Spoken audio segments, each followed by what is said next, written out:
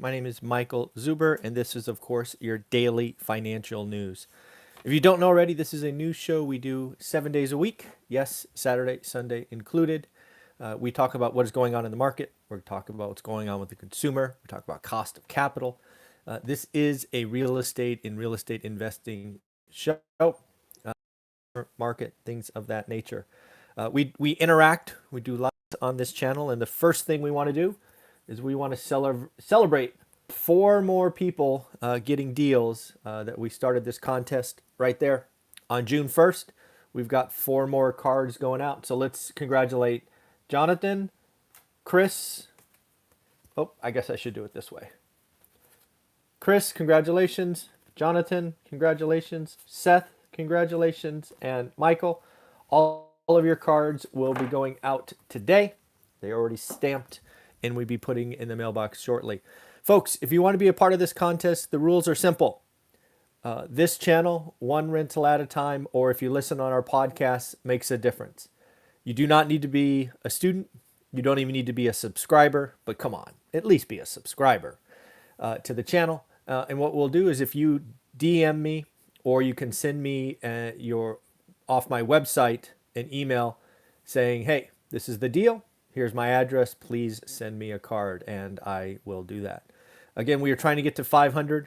As of yesterday, I did my goals wrap up. We are sitting at 32. Yes, 32 deals in about 3 weeks. So congratulations to all of you doing the work. I look forward to seeing what is coming next. In addition, on Sundays, what you get from me is I really look back. If you're in real estate or investing or anything, you have goals. And what I like to do is look back every week. It's part of my weekly discipline. And let's be honest, last week in my goals summary, I did see some slowdown in my courses, in which I think are changing folks' lives. So what I'm going to do, I don't normally do this, is I'm going to go ahead and issue a coupon for June. What I'm doing here is I've been talking about bonus content coming. Lots of great creators are adding to the course, but lots of them are going on summer vacation and the content isn't coming as fast as I had thought. So what I'm going to do is I'm going to create a coupon code called June50. It is all, I don't know, one word, just June50, which will save you $50 off the how to get started one rental at a time. And if you're interested in the mentoring option, the coupon code is put on that as well. Because again, I want folks focused, doing the work, building their spreadsheets, and doing good or great deals. So that is there. It will expire at the end of June. So, 9 more days. So if you are interested in getting started and buy before some of those business content or bonus content is added, that would be good for you. And then lastly, go check out the community content. The community content or playlist on this channel just highlights the amazing stuff that goes on in our private Facebook group. So go ahead and take a look at that. And then lastly, good morning, everyone, for your daily viewership. Thank you for sending notes along. It's great to see you back daily. When I get started with the daily financial news today, I think I'm going to start with MicroStrategy. If you don't know who MicroStrategy is, I guess it's okay. But if you have anything to do or think about in the Bitcoin world, they're someone to follow. But I actually look at them and go, where's the board, right? They are a publicly traded company. They're essentially a software company, or at least they purport to be a software company.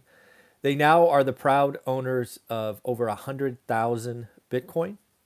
Their average price has slowly been rising as they've been averaging in at higher prices. They are now average priced at about $26,000. And I just wonder when their CEO gets put in the hot seat. Bitcoin is obviously down significantly from where it was. And again, as a public company, they keep taking on debt to buy more. As an accountant, a fiduciary duty, I don't know how that ends. At what price point does the CEO get fired? I think it's a realistic consideration to think about. If they were private, who cares? But they're public. So kind of bothers me a little bit. Like, when does the board come in and say, stop that, increase liquidity and, something else?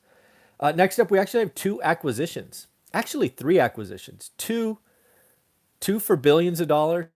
And get this, folks, somebody bought a bank, or at least a branch of a bank, for €1. How would you like to buy it for €1? The company's taking a $3 billion loss. Crazy stuff goes on in this world sometimes. So we'll talk about all three. Raven Industries, bought by CNH Industrial. Again, I don't purport to know any of these companies, but what is interesting is they are buying it for $2.1 billion, a 50% premium to Friday's closing price. That's a hell of a premium. And again, what companies should be doing today with debt where it's at, they should be trying to buy growth, enter new markets. I actually see these acquisitions starting with greater fervor right now, because again, I think most people see the end of this and they want to buy ahead of that. So Raven Industries was bought by CNH Industrials for $2.1 billion, a 50% premium. Next up, did I write down the other one? I did not write down the other one. There was another billion-dollar acquisition, which I didn't write down. I apologize. But I did write down the one for a single euro. I actually had to double check this in a couple of sources, but apparently HSBC sold their French retail bank for €1. They're writing off a $3 billion loss. Apparently, they didn't have any fun in the French retail banking area to sell the clearly money-losing business for €1. Looks like there are more and more companies having to reduce capacity because of staffing. This is now hitting the airlines. Man, the airlines can't catch a break. The airlines have seen increased demand, at least for leisure travel. But now American Airlines has had to cut production or cut capacity between 1% and 6% because they don't have enough people. They don't have enough pilots. They don't have enough flight attendants. And lo and behold, maintenance workers. Their operation, they could fly more if they had more people. So again, it's interesting. Demand came back faster than American Airlines planned for. This is what happens when you have a company that was artificially shut down, and now it is open, and the gears of our system are not running smoothly. This is a great economic experiment that we've never been through before, and it's going to get choppy. Next up, one of the things I think you're going to start hearing is people are going to start talking about a correction in the stock market, a correction here, a correction there. A correction, just for comparison states, is 10 to 20%. A crash is north of 20%. But Mark Zandi is just the latest. He is an economist. He is warning of a significant correction, all because of what we talked about last week and was validated on Friday by James Bullard. The Fed is going from ultra dovish and moving back toward hawkish. This will be a gradual process. This will be fits and starts. I am waiting to see what James talks about today, because again, it will be, he either got neutered over the weekend for his Friday comments, or he will double down. It's one or the other. It will be interesting. Mark Zandi thinks that as the Fed goes hawkish, the stock market, these high growth, not making any money tech stocks, will get whacked. He also thinks that this crash will be different. There have been a pretty good track record, over the last couple of years of buying the dip. Mark Zandi believes that once the Fed starts moving hawkish, that will be a trend that takes quarters, if not years, to fully appreciate. And thus a buy the dip moment will be an unwise move. So we shall see. The other thing that Mark Zandi talks about is the 10-year can't stay at 1.5%. It's interesting to see the bifurcation here. I think last week we talked about Wells Fargo at 2.2% for the 10-year by the end of the year. But there are plenty of people calling the 10-year revisiting 1%. That is quite a different range.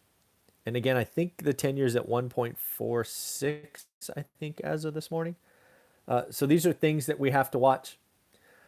Looks like folks are looking at the Eurozone and saying, GDP growth, this is specifically Goldman Sachs, GDP growth in Europe will be about 5%. They're not calling for the same kind of inflation that we have seen, CPI, PPI being up here. They are seeing inflation in Europe below 2%. This doesn't feel consistent, right? We are in a worldwide economy, and I'm not sure why Europe would be spared what we are seeing, but that's what was in Goldman's prediction.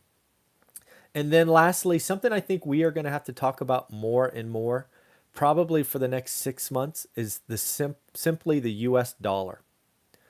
I think the U.S. dollar is about to be extremely volatile.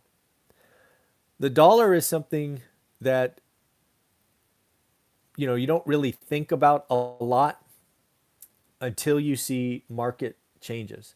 For example, if Mark Zandi's call about a significant correction is right, or even somewhat right, you can expect the US dollar to spike higher. Why?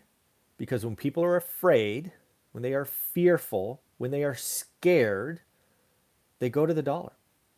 For all the bashing that the dollar gets, such as the purchasing power of the dollar since 1965 is down 88%.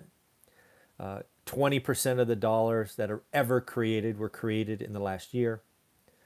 You will see the dollar push higher as the fear index goes higher.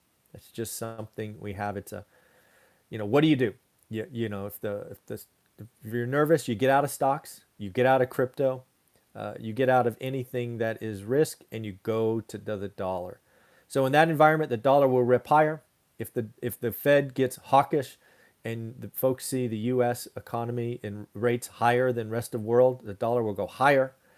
These are things that we have to watch. I think the dollar is something that I'm going to be looking at is more of a fear gauge, probably for the next 6 months, as again, this great economic experiment that we've lived through unwinds. And it is going to be interesting to see, is the dollar kind of the opposite of stocks, right? Stocks are down, the dollar is up, if you will. And I'm not talking down 0.5%. I'm talking about, a 5, 8, 10, 20% curve, right? Will the dollar raise higher?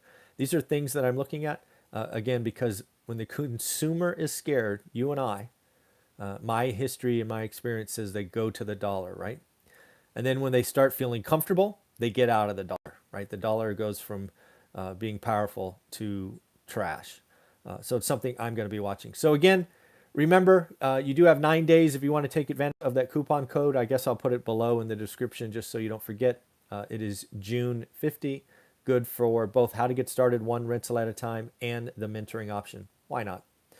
So again, have a wonderful day. We should be speaking with Greg Dickerson here in about 16 minutes. It's always a fun conversation. Take care of yourself. Have a wonderful day. Bye.